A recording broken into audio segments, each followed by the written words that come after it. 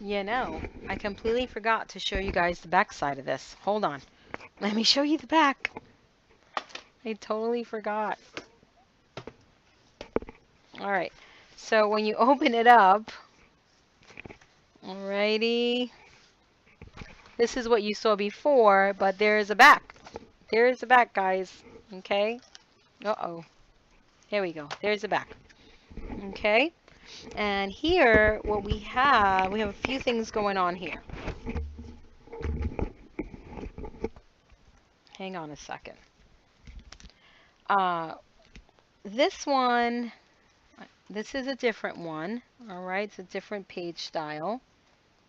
Okay, and that opens up like this, 4x6 photos, little pocket opportunity here, really nice space for a photo, and then you have this large area for decorating. All right, but I say leave it like that because you have so much room for photos, you don't need any more photos. Or if you must, go ahead and cover that up. Here you've got a belly band, just slip a couple things in here, another belly band, you just slip whatever you want in there. Here is kind of like a policy style type of envelope, all right, or inspired by that. Okay, and that looks like that. And you want to most certainly have a paper clip. See in the back side, I didn't put my paper clips on, so it kind of flipped open when I tried to flip it over. So you got to use the paper clips, guys, or your magnets.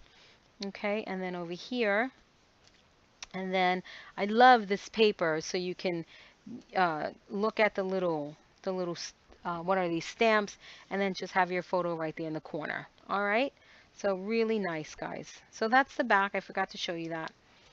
Okay, and then that goes like so. Again, so it's like this, and then like that. All right, and there you have it. This is the entire project. All right, promise, no more videos on this. Okay, and that closes up. Get your storage box nice and tidy. And there you have it. Again, purchase options will be linked down below. And this is Kathy with Paper Phenomenon. And until next time, bye-bye.